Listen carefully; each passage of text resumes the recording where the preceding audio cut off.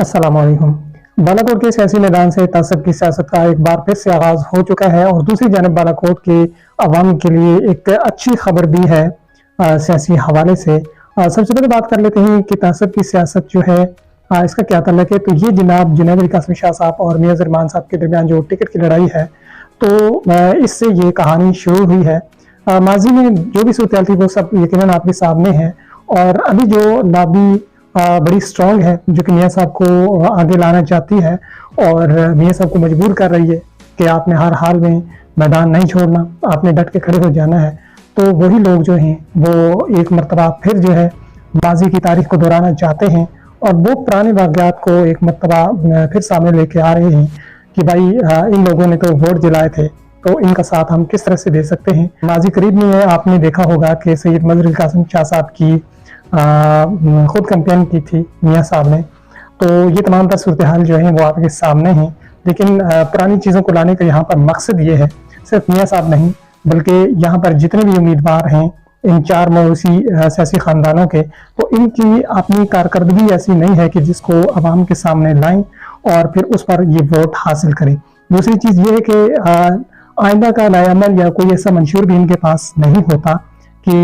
जिसको दिखाकर या आवाम को मुतमईन करके आवाम से वोट लिए जा सके। चूंकि माजी में कुछ किया होगा तो आवाम मुतमईन होगी, फिर नतीजा यही निकलता है कि इसी तरह की तासब वाली सियासत करते हैं, लोगों को एक दूसरे के खिलाफ करना, मुख्तलिफ कौमों को आपस में टकरा कर फिर उनसे सियासी मफादात हासिल करना, इंतहाई घटिया किस्म की हरकत होती है। लेकिन हमारे जो वहाँ के सियासतदान हैं यही सब शुरू से करते चले आ रहे हैं और आज भी इसी को बतौर हथियार इस्तेमाल कर रहे हैं। माजी में इनके पास कभी सुबह हज़ारा का एक बयानिया हुआ करता था और एक फिर ज़लज़ला होने के बाद एक और बयानिया भी था जो कि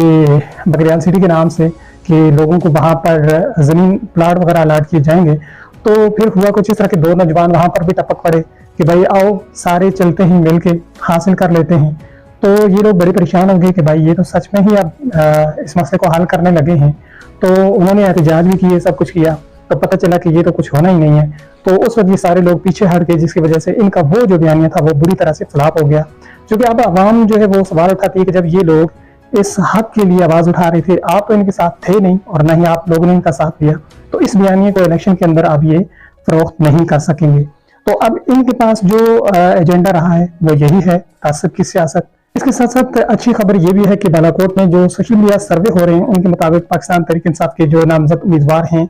और वो सोशल मीडिया के सर्वों के मुताबिक टॉप पर हैं, उनकी अच्छी पोजीशन है और ग्राउंड रियलिटी भी किसी हद तक यही बता रही है कि वो लोग जो कि बाशऊर लोग हैं जो कि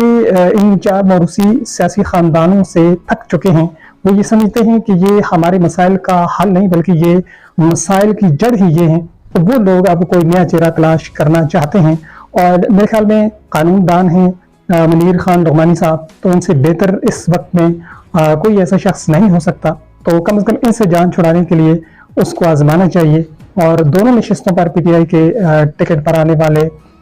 दोनों उम्मीदवारों को कामयाब बनाना चाहिए बालाकोट के अवाम को, चूँकि ये बहुत ही सुनहरी मौका है। और दूसरी जानब इस वक्त जो PMLN की सूरत हाल है पूरे मुल्क के अंदर, एक तरफ पूरे पंजाब ने और फिर लाहौर ने मुस्तरद कर दिया नवाज शरीफ साहब को, तो उनको भी किसी ने मशवरा दिया कि जाएं जी आप मानसरा से जाकर इलेक्शन लड़ें, क्योंकि वहाँ पर जो मानसरा के लोग हैं वो मेहमानों की बड़ी कदर करते हैं, जितना बड़े से बड़ा नाअहल हो वो उसको वोट दे देते हैं, वो उसको जितवा देते हैं। तो मियां साहब इस उम्मीद पर मानसरा से इलेक्शन लड़ रहे हैं। तो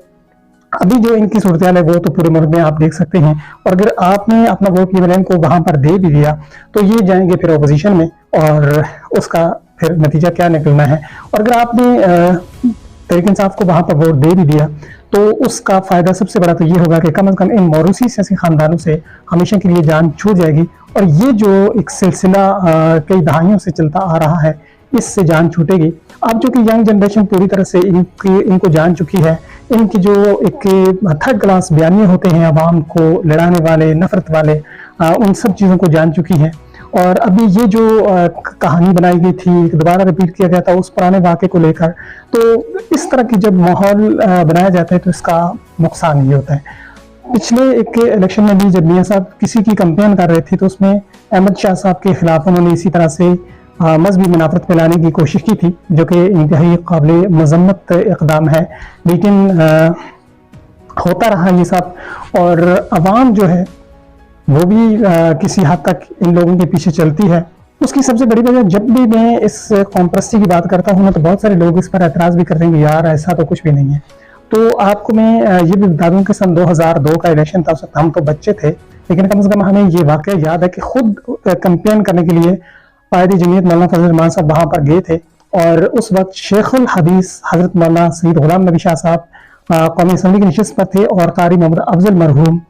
जो है वो सूबाई असम्बली के नशिस्त पर थे। उनकी कैंपेन के लिए खुद मौलाना फजल रहमान साहब वहाँ पर गए, और मरकजी जामा मस्जिद मोहम्मदिया शहीदिया में ये प्रोग्राम हुआ था, रात पिछले पैर हुआ था, और मौलाना का खिताब रात के वक्त हुआ था। बड़ी कसीर तादाद में लोग थे, मस्जिद का हाल भरा हुआ था, मस्जिद अंदर से भरी हुई थी, मस्जिद के बाहर का जो एरिया है, जो गली है वो भरी हुई थी, और वहाँ पर कच्चे पुल के ऊपर भी लोग नजर आ रहे थे, आसपास दुकानों की छतों पर भी लोग नजर आ रहे थे, और सब ने वहां पर हाथ बुलंद करके वादे किए थे। और उसके बाद नतीजा ये निकला कि चंद दिन बाद जब इलेक्शन हुआ तो उसका नतीजा ये निकला कि शेख अल हदीस हजरत मौलाना सैयद गुलाम नबी शाह साहब की बदतरीन शिकस्त का बालाकोट की